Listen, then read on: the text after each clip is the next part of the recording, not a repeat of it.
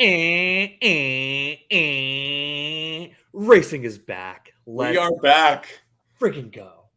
Let's I do am it. so happy. I am so happy. So, just quickly, we're going to go through the high level kind of headlines leading into the Dutch Grand Prix. You've got FP1 and 2 tomorrow. You've got qualifying on Saturday, the race on Sunday, 9 a.m. Eastern time.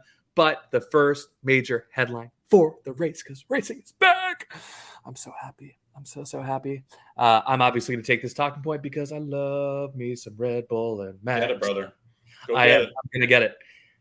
The headline for this one, outside of Max winning another race this season, is he is chasing Sebastian Vettel's 9-race win streak.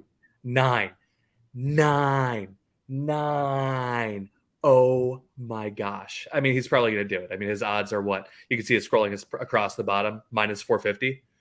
Those betting odds are insane, dude. I mean, you bet $100, you win 10. Enjoy it. Yeah. But that's just one headline. People don't want to hear about Red Bull, so we'll move right along to something more scathing. Not great. Listen, Colin, what if I told you that Deadpool and Mac from It's Always Sunny in Philadelphia got together and bought the Formula One racing team? I don't know how that happened, but we are here. It's 2023, and Welcome to Wrexham has come to Formula One motor racing. I am so excited, but I'm also conflicted because the way that they've seemed to go about it is pretty strange. Axing Otmar Safnauer after 18 months is a very questionable move. Axing some of the most senior consultants that are in the sport of Formula One motor racing is a strange move, particularly given the timing. They've brought in Philippe Krief to replace Laurent Rossi. I don't think any of us are shedding tears over Laurent's departure. He seemed to really rub people the wrong way, both inside and outside the organization. Yeah. That being said, they don't have a team principal going into the Dutch GP. I'm sure that it's going to go super well for them. I'm sure this is a really good strategic decision. But next up is Danny versus Yuki. It's two of the most likable people in the freaking sport. I mean, you've got Yuki, who has actually, I think, matured a lot. Like his race results, I think, have gotten unfair criticism. He's finished right around P10 and, frankly, a car that doesn't have a lot of business being there. And then, of course, you've got Danny back in motorsport, which is always nice to see. I mean, Honey Badger, what's up, baby boy? Good to see you. If you're looking for context between Danny and Yuki in like an American spin, it's kind of like Tom Brady coming out of retirement. Not quite, because Danny didn't win nearly as much as Tom Brady. But the other thing with this storyline is that now that Sergio is confirmed coming back for 2024, that probably takes a little bit of pressure off of Danny, I would imagine. So it'll be interesting to see how Danny does in the race come qualifying on Saturday. And again, you'll get a taste of it on Friday morning during the FP sessions.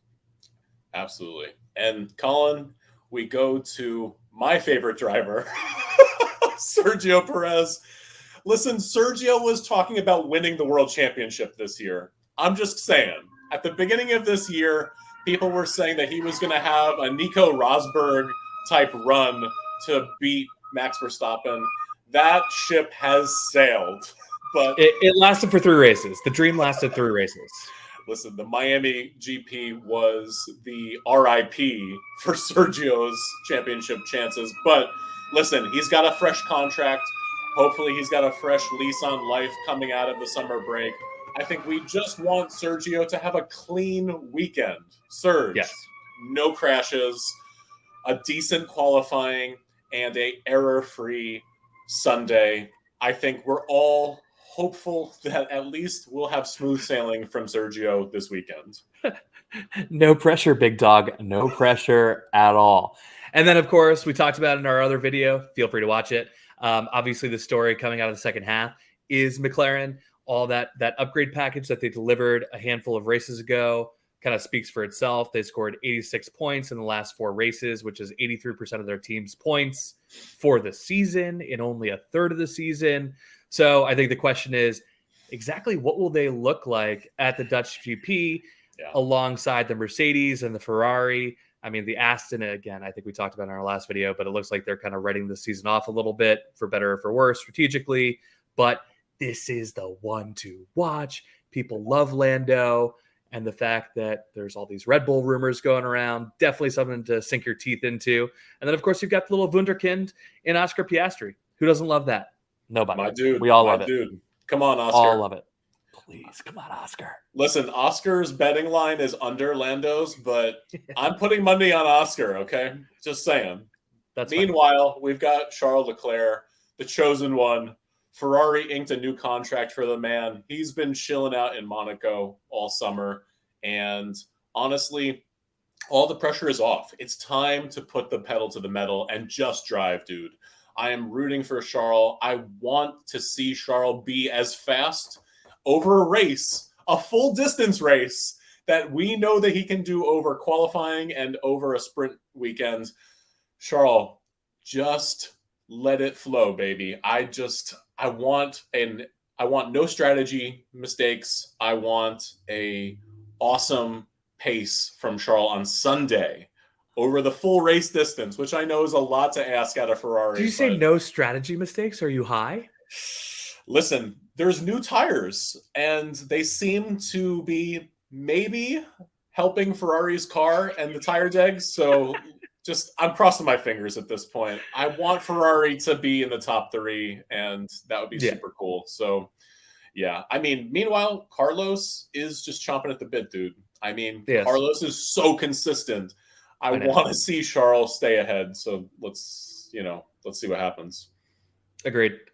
But point being, racing is back tomorrow morning. You got your free practice. Saturday, you've got qualifying. Sunday, the race, 9 a.m. Eastern time. Feel free to join us on Saturday, 8:45 a.m. for qualifying. Sunday, 8:45 a.m. for live race coverage. Obviously, we're going to have some fun. We're probably going to have some adult coffees in the morning. I don't know. We'll see how that goes, but that will probably happen. Colin, coffee's only for adults, bro. It's only for adults. I know that's right. But anyway, thank you again for tuning in with us at Prix Game. We really appreciate you. Yeah. Like, subscribe, comment, do whatever you feel like doing. And again, thanks for joining us. Cheers. Racing is back.